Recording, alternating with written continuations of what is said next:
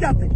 मोदी का ग्राफ बहुत मंਦਰ ਦੇ ਕਰਕੇ ਉੱਪਰ ਚੜ੍ਹਿਆ, ਉਹ ਨੁਕਸਾਨ ਹੈ, ਉਹ ਇਹਦਾ ग्राफ डाउन ਕਿਵੇਂ आ सकता है। किसान आंदोलन आजकल अपने नई नई मांगों को लेकर चर्चाओं में है, लेकिन सबसे बड़ा सवाल ये है कि क्या ये वाकई किसान है, क्योंकि जो इनकी मांग है, जो इनके मंसूबे हैं, उन सभी चीज़ों को देखकर तो ऐसा बिल्कुल भी नहीं लगता है कि ये किसान है। क्योंकि सरकार की लोकप्रियता को गिराने की बात करने वाले ये लोग किसान बिल्कुल नहीं हो सकते, क्योंकि किसान का पहला काम होता है कि वो सबसे पहले खेती के बारे में सोचे या फिर फसलों के रेट के बारे में सोचे। लेकिन इन महाशय का मानना है, जो कि किसानों के नेता बने हुए हैं, कि ये मोदी सरकार की लोकप्रियता कम करें। देखिए, सबसे पहली बात तो ये कि किसान जो है इतने महंगे महंगे ट्रैक्टरों से नहीं चलता। जैसा कि आप सभी ने देखा होगा या फिर सुना होगा, इन सभी के ट्रैक्टरों में कम से कम 2 या 3 लाख तक के म्यूज़िक सिस्टम लगे हैं। आप ही बताइए, क्या एक सामान्य किसान जिसकी आय कम है 8,000, 10,000, 50,000, क्या वो इतना महंगा म्यूज़िक सिस्टम लगवा सकता है? बिल्कुल भी नहीं।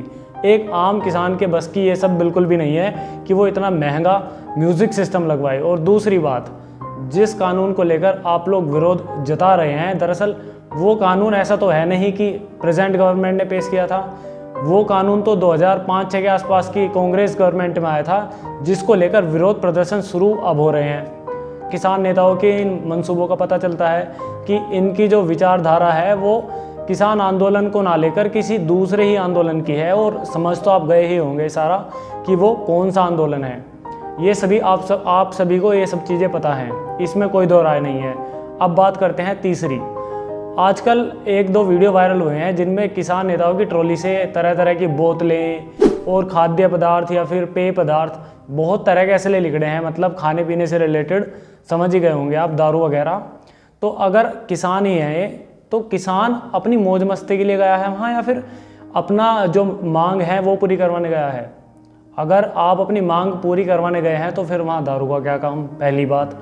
और अगर आप दारू लेकर गए हैं तो इसका मतलब आप जो है किसी दूसरे तरीके से वहाँ अराजकता फैलाने के लिए पहुँचे हैं। और आखिरी बात, जो कि मैं पहले से कहता आया हूँ, ये किसान बिल्कुल भी नहीं है। ये सिर्फ किसानों का मुखौटा लगाकर आंदोलन करने आए कुछ खालिस्तानी हैं, जैसा कि आप सभी को पता भी है, क्योंकि इनमें से कई नेताओं के बयान वायरल भी हुए थे कि इनके मंसूबे क्या हैं। अब मेन बात यह है कि किसानों को ये बात समझनी चाहिए, जो कि वास्तविक किसान हैं, जो कि आजकल अपने घरों में रहकर अपनी खेती पर ध्यान दे रहा है, उन लोगों को ये बात समझने की आवश्यकता है कि इन जैसों के बहकावे में बिल्कुल ना आए और अपनी खेती पर ध्यान दें।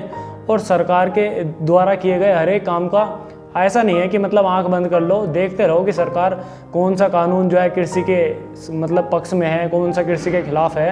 अपना विरोध प्रदर्शन करो, मैं मना नहीं कर रहा, लेकिन जायज़ चीज़ों के लिए, जिसके लिए जायज़ है, नाजायज़ चीज़ों के लिए बिल्कुल भी नहीं।